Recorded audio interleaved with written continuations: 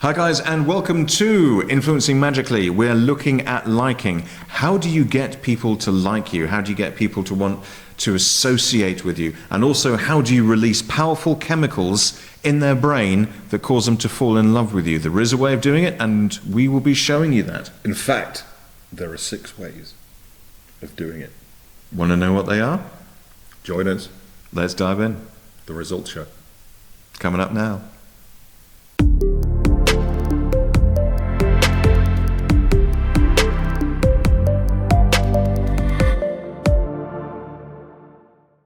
Hi guys, and welcome to The Results Show. The Results Show. We are cracking on through our Influencing Magically masterclass. If you haven't seen any of the other ones, then please go back and have a quick look. We have reached episode 5, where we are going to be looking at one of Cialdini's rules, which is about liking. Liking, indeed. So, we've got the idea of creating liking in NLP. Yes. It's called rapport, matching and mirroring. Yeah. Because when people are like each other, they like each other. Yes. Cialdini... Birds of a feather flock together, that kind of thing. Yeah. Cialdini refers to that, doesn't refer to it necessarily as NLP or rapport, but he does refer to that. And Cialdini's liking goes beyond that. So a couple of things in the book. There's a guy called Joe Girard. He's in the Guinness Book of Records as being the single most successful car salesman. He sold on average 6 cars a day. That's going some. Which, if you know anything about the motor industry, the car industry, selling 6 cars a day is exceptional. And so people asked him, so what do you put down your success? And he said 2 things: a fair price and being someone that people like. Yes. And Cialdini, again, research, figures, measurements, etc. So with waiters, waitresses in a restaurant, this is in the US. And, if you're not from the US, you probably don't know this, but waiters and waitresses don't get a salary. They don't get a wage. They get to keep all of their tips. Yeah. So how much they earn is dependent on the tips that they get. Yes. They're basically salespeople. Yeah.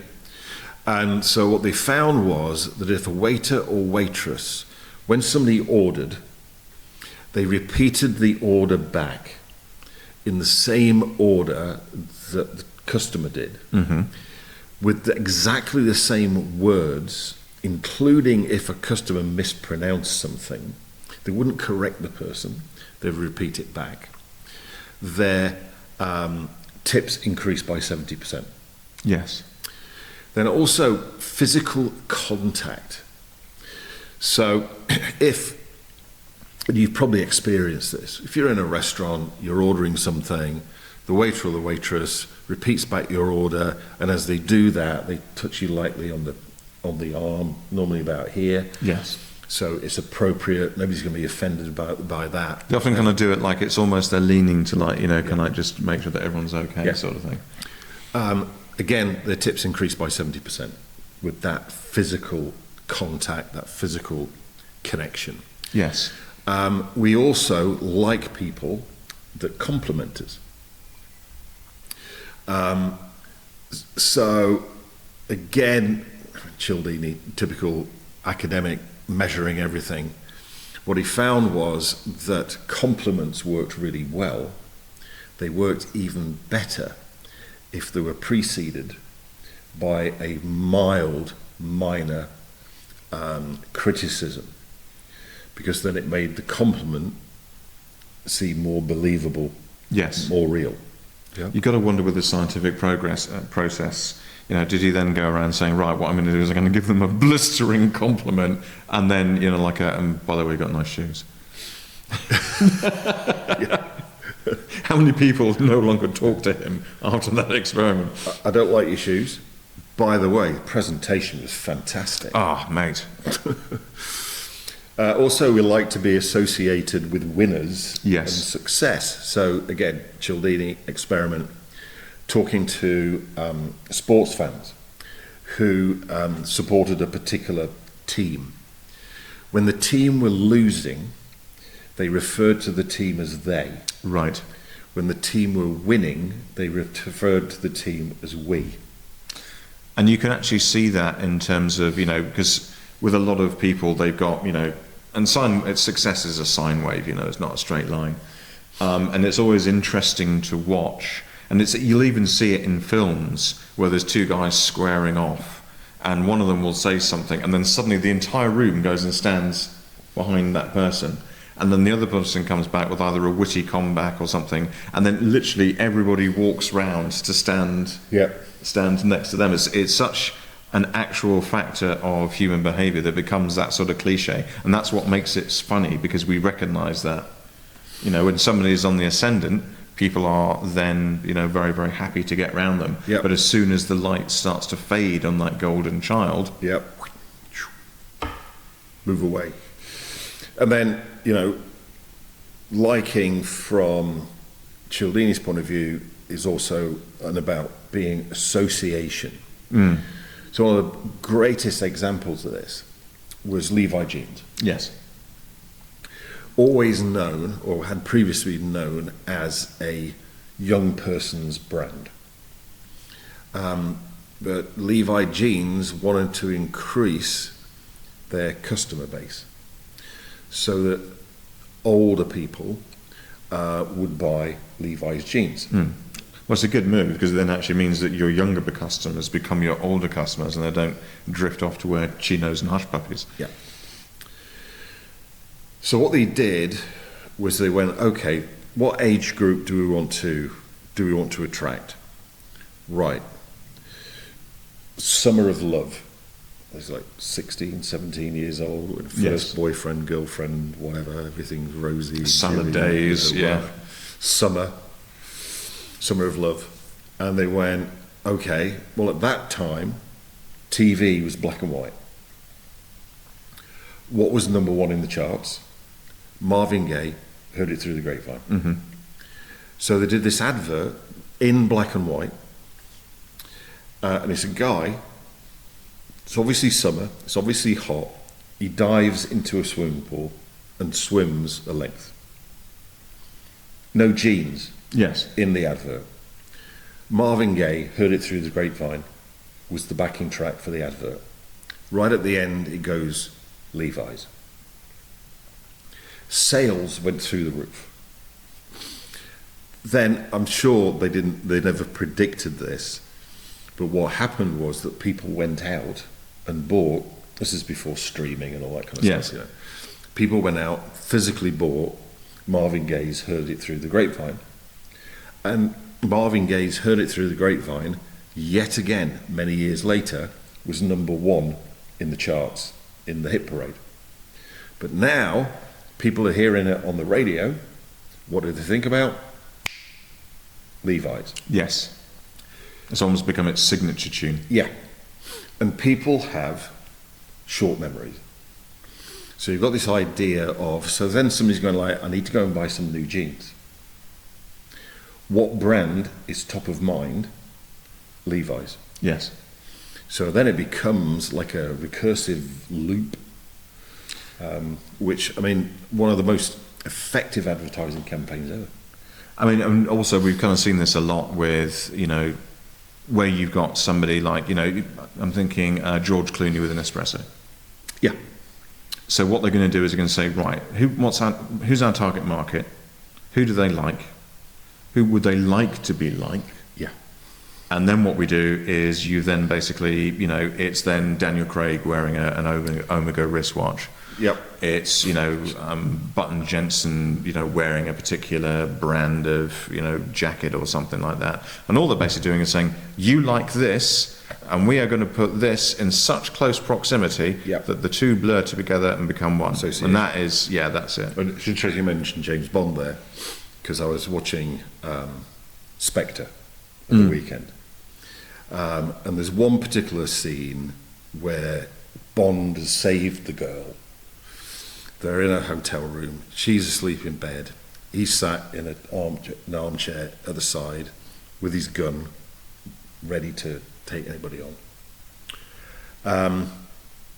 And then he wants to have a drink. So there's a minibar. He opens a minibar. All there is in the minibar is 2 cans of Heineken. He takes out a can of Heineken, takes one drink out of it, puts it on the side. Is Heineken synonymous with James Bond? No. No. What is it? It's vodka martini shaken not stirred. Yes. Right? Heineken paid the Bond movie brand $110 million for having a Heineken can in that scene. And it's funny as well, because when you start to look for these things, we were watching Bill and Ted's Bogus Journey. Right. Classic from 1992. And then, because, again, we've been kind of like talking about this, and because I watched it recently, I suddenly went, my God, there are a lot of Pepsi cans in that. Because literally everywhere, I mean, there's like, when they kind of like sat there, and it becomes the point whereby, I don't know what they were doing, but there's like this, like 4 people sat at a table, and there's about 8 Pepsi cans. Yeah. Almost all of which have been, you know, they call it facing up, because I used to work in a supermarket many years ago. And what you then do is you go and you turn all the tins so that all the brands are facing front, and Right, all okay. of the cans have been, you know, kind of like faced up, and it was just literally a plethora of it.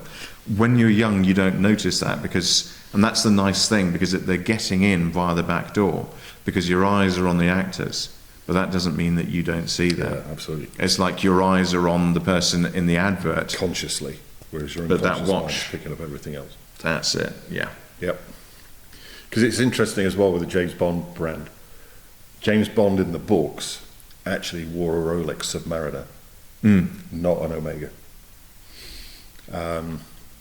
But then, you know, Omega bought sponsorship. Yes. Which is why it's rumoured that we now know who the next James Bond is, because a particular actor has just signed a sponsorship deal with Omega. There we go. So we shall wait and see. We'll probably rewind back to this video when it's then announced and then see if we were right or not. Yep. So by the time you watch this, you may actually know. Were we right? Pop it in the comments below. Great stuff. Okay, so, and basically I think the takeaway there is that what you want to do is basically have an association. The lovely thing which David was talking about is, and that's another thing, because there's a chemical weapon at work here, and that's the dopamine hit. Yeah. Because one of the things that we look at is, you know, for instance, if you want to look at, you know, the types of social media posts, because we've done studies of those, you know, what is it that engage, what do people like? There is a particular one which is quite favourite, and sometimes people will do it socially, but also brands will do it as well, where what you do is you look at their target market, you work out where they were when they were about, and again, that's that summer of love. You know, it's that kind of like, you know, like say 14 through 18, and then you basically have some sort of reference to that, because you then get the oh man moment, and there is literally a chemical released into your body which is a feel-good chemical, and of course you've then got the association of that brand. That's exactly what they were doing with that. Yep. They're basically using a chemical weapon, which is when they see this, what they do is they trigger Levi's with pleasant feeling, and that is what is the wiring that's going on in the brain behind it. Yep. Absolutely. Right, so I think we'll leave that one there for now. So join us next week when we are doing, I'm having a quick look, because again, we do plan this stuff out. Authority. And the important thing here is that doesn't mean being authoritarian, as in telling people what to do. I was going to tell them to what? It means being perceived as being an authority, and how you actually go about doing that. Yes. Well, David here is an expert in NLP, and so his opinion is that you should watch the next episode. Absolutely. Does that work? Well, you know, if you want to find out what the experts know Yes. about authority, then you'll just have to watch the episode. So we will see you the next time on Influencing Magically. In the meantime, if you've got any questions or comments, you can email us at podcast@theresultshow.com. And we will see you lovely folks next time. See you.